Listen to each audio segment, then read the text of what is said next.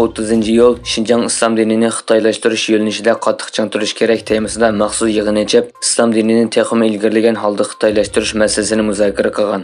Mazkur yig'inni Xitoy Markaziy Sotsializm instituti, atalmış Uyg'ur Avtonom rayonluq partiya komiteti birlik sap bölimi mas'ul bo'lib uyushtirgan bo'lib, yig'inda atalmış Uyg'ur Avtonom rayonluq islom jamiyatining raisi, atalmış islom dini institutining raisi Abduraqib To'mirniyoz so'z qilib, yangi davrda Şinjandagi diniy sohadagi kishilar o'zlik qurilishini davomli kuchaytirib, ideyaviy qurilishni to'liq joriy qildirishi, madaniyat tarqatish va qonun nizomlarga rioya qilishda aktiv rol o'ynab, Junxo millatining zo'r gullanishiga tuhfa qo'shish kerak deb bildirilgan. Amerika Cumhuriyetçiler Partiyasining bir necha parlament a'zosi Biden hukumatini Xitoy rejimining kishilik huquq dafsandichiligiga qarshi turishga chaqirdi va Xitoyning Sharqiy Turkistonga munosabatlik jazoni bekor qilish talabiga qattiq norozilik bildirdi. Cumhuriyetçi parlament a'zolari Amerika davlat ishlar kotibi Antony Blinken va savdo ministri Gena Raymondoga maktub avatib, Xitoy Kommunist partiyasining Amerikadan Sharqiy Turkistondagi kishilik huquqqa munosabatlik jazoni bekor qilishini talab qilishidan andish qilayotganligini o'ttirga qo'ygan. Parlament a'zolari maktubida yana, agar Amerika hukumati bunday qilsa, bu prezident Bidenning kishilik huquq bizning tashqi siyosatimizning markaziga aylanadi degan so'zini rad qilganlik bo'ladiganligini bildirishgan.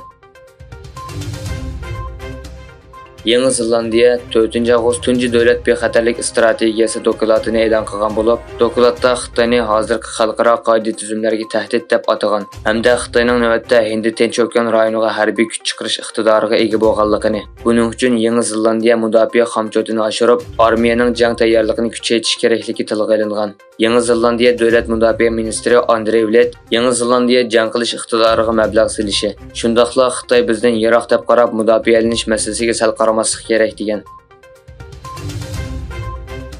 Almış şirketi sun'iy aqlga oid yangi belgilama chiqarishga tayyorlik qilayotgan Xitoyga hayron qolarlik bir qaror chiqargan. Egilinishcha Xitoydagi sun'iy idrokka oid belgilama 2 hafta ichida kuchga ega bo'lgan bo'lg'ashqa, Almış şirketi Xitoydagi do'konidan ChatGPT va shuningga o'xshash mulozimat bilan ta'minlangan 100 dan ortiq appni elib o'tgan.